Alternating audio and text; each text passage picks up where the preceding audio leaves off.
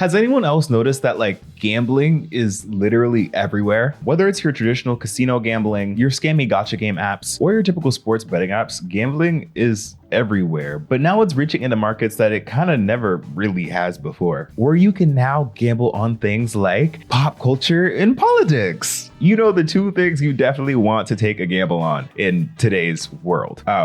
Yeah. And it's crazy to say, but we're really living in a time where you can get rich quick by simply having the right prediction, or as we'll get into, having the right insider information, all from your phone, which sounds great on paper, but also on the flip side of that, you also have the opportunity to lose all of not only yours, but your entire family lineage's money in that same click of a button. Hey guys, what's up? It's Imurgency and welcome back to my channel. We are talking about the rise of betting apps because I think this is something that we aren't necessarily discussing enough of, and it's something that is really problematic, slightly and possibly illegal, and just generally harmful for young people. And what really inspired me to talk about this video were recent pop culture events like the Grammys, the Golden Globes, and the Super Bowl recently, where at least I would see a lot on social media people talking about making these bets and having their parlays hit. And I'm like, okay, I know the whole traditional sports betting of like your parlay hitting, but like, what are we talking about betting on the Grammys? And that led me down the betting rabbit hole of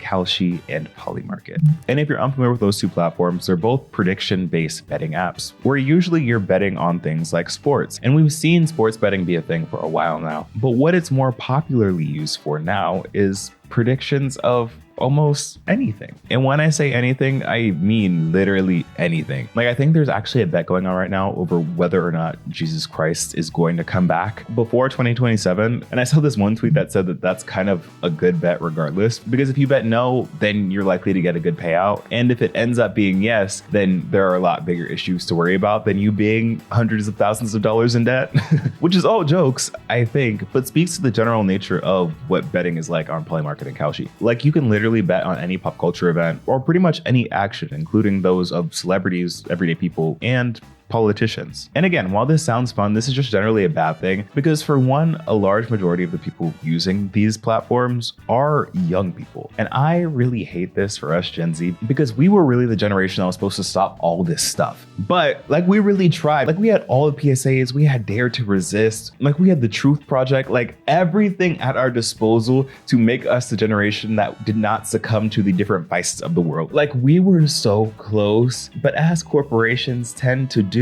they caught up to the times and found different ways to get us addicted to these things anyway. Like, for example, we were supposed to be the generation that kicked smoking. Like, we were supposed to stop smoking cigarettes. What do? Launch vapes. They funnel vapes into middle schools like they did crack in the 80s. And these vapes have had a generational run on Gen Z. Like, I hate that for us. We were supposed to be the ones to kick the wacky tobacco, but here we are spending our last coins on a little hit of Nick. Like, what do we do this all for? And now we're supposed to be the generation that kicks gambling because we have so many other things to do in our lives. Like, who is going to sit down and spend all their money in a casino? Like, no one. We were so close, but then what did big gambling do? First, they started leaking information about day trading and how you can get financial freedom by like day trading all the time. That was the first hit. Then they had the sports betting apps, the DraftKings, the Prize Picks. That was the second hit. And now the third biggest whammy is the pop culture and prediction betting with the Kalshis and the Polymarkets. Like, we cannot win. And I'm joking around here, but this betting stuff does all stem from men are facing higher unemployment than women, struggling more in their relationships, skipping college, showing higher depression rates. And there are lots of theories about why, but I think one factor that isn't getting enough attention is the role of sports betting. And the first question here is why? Like, why are we choosing to bet now? Like, what is the appeal to betting? And the clearest answer is because we need the money.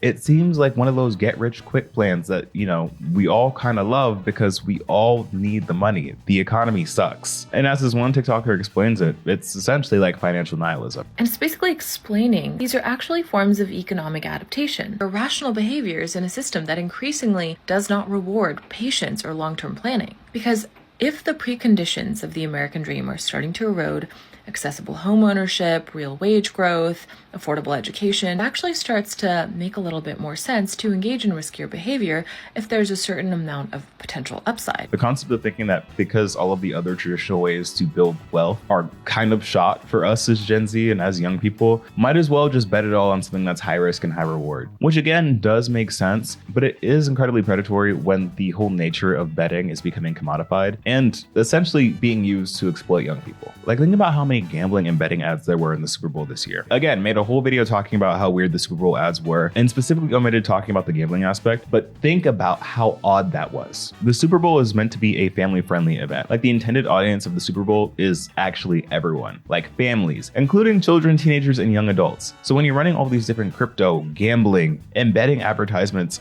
on the Super Bowl, which is broadcasted to everyone, it's safe to say that a portion of the intended audience are those young people. And who is likely to go and hop on these different apps and sites if you're promising big returns and big money really fast? It's those that already have issues with gambling and young people. And this becomes an even bigger issue when you think about the general history of things like sports betting, because what we're experiencing now feels so unregulated. But when sports betting first came out, there were actual laws in place to keep people safe and to keep things fair. Back in 2018, when online sports betting first got popular, the United States Supreme Court struck down the Professional and Amateur Sports Protection Act of 1992, the federal statute that had restricted legal betting to primarily Nevada for 26 years. It was a landmark decision for the two America's favorite pastimes, sports and gambling. And the reason why that was important, and the reason I bring that up, especially in the context of modern prediction betting, is because as a result of that action, there were numerous investigations and suspensions of athletes who took part in things like insider trading and insider betting, which essentially in that world meant like the athlete would perform a certain way on purpose based on whatever bets they put on themselves or their friends, family, or connections put on them so that they would get a big payout. Essentially rigging the system and having like an infinite money glitch. And while that was cracked down upon in like traditional sports betting, now for the predictive betting apps, the Polymarkets and the Kalshis of it all, people are betting on specific things that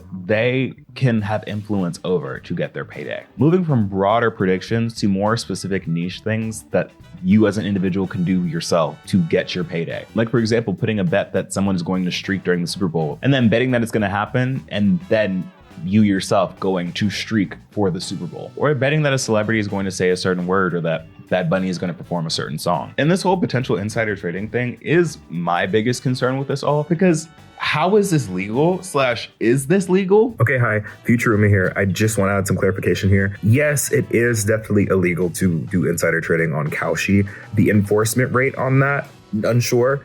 But for Polymarket, there's more of a gray area.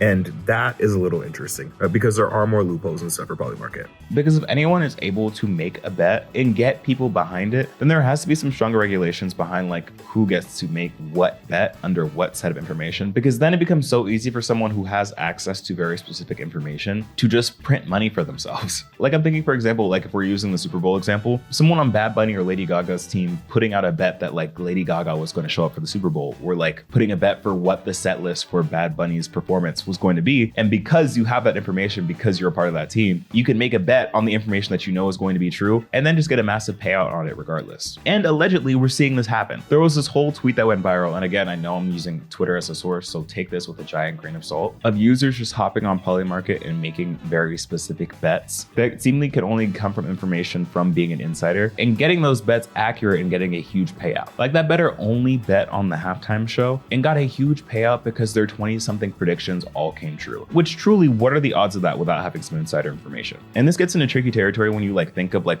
what the history of betting is and how things like betting have been used to move things like dirty money. And this is important to talk about, especially given all the information that's come to light over all the shady and illegal things that have been going on with the elites, with all the Epstein stuff. But betting has historically been a way to launder money and to move around dirty money. According to a Guardian article, in the past, casinos were a favored means of laundering money because winnings came with a receipt and were not taxable. But with casinos under much closer scrutiny after several inquiries in the last 3 years, other methods are being sought. These include real estate, cash businesses, and investments in racehorses. So are all these bets being used for nefarious reasons?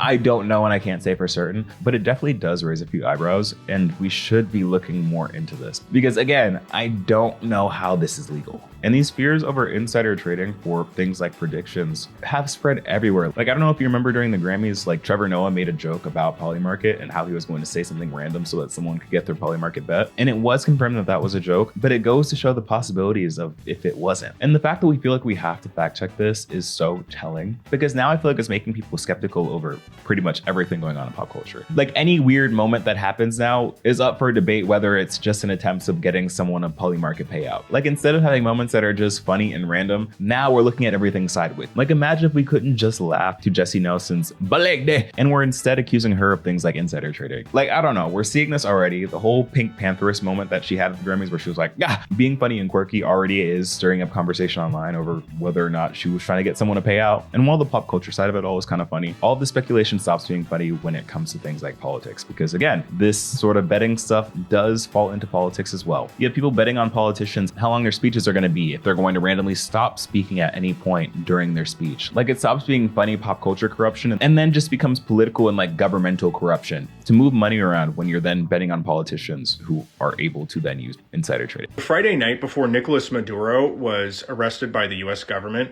somebody placed over $34,000 worth of bets that Nicolas Maduro was going to be captured by the US government and that he was going to be out of power by January 1st. Those were the contracts that this person placed wagers on.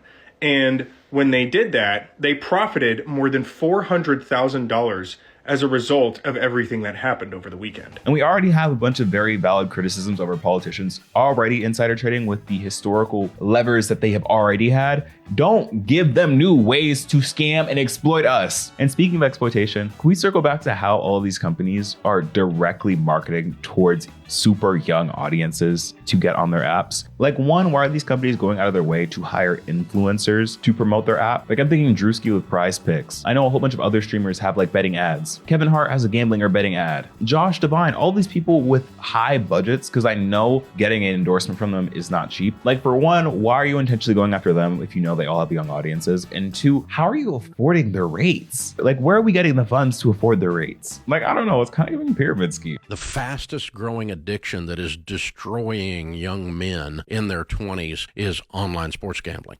FanDuel is a portal to hell. DraftKings ain't king of nothing except their own pocketbook.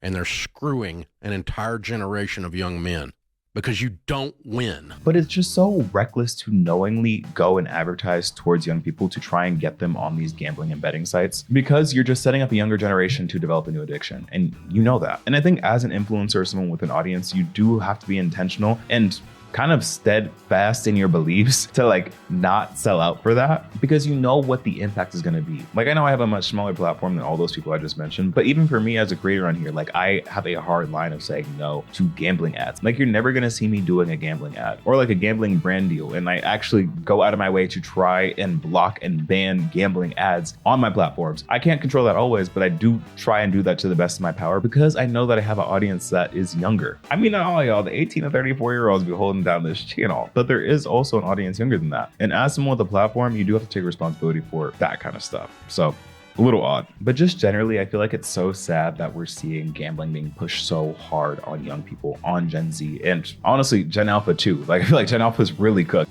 Here's some financial literacy that nobody ever teaches you in school and nobody ever teaches you really in life until you do it. Do not gamble. Do not gamble or sports bet on anything if you cannot back that up with a couple $1 million. Because it's cool now to place these bets and it's cool now to try and get these quick returns. And you have these companies pushing so hard to have visibility by young people. Like I think in New York, Kalshi and Polymarket have opened these like free grocery stores as a form of like guerrilla marketing to one, get their name out there, and two, provide food for people, which seems altruistic. But again, if the company is a betting app, I'm sure there are ulterior motives there. Hi, Future Me back again. I want to speak more on this because time has passed and more things have developed. I personally think like the grocery stuff of the Polymarkets and Kalshis is so interesting because on the surface, yes, great thing that they are providing free groceries for New Yorkers. This is what Mom Donnie would have wanted in theory. But on the other hand, like they're opening both of these in like the more affluent areas of New York, where there are already an abundance of grocery stores. These grocery stores are likely going to people that can already afford them. And not saying that some people deserve more groceries than others, but there are actual food deserts. Like food deserts are a big problem in New York, in the other boroughs of New York. And I say this now as someone who's like currently in New York. Like I'm in a hotel room in New York right now.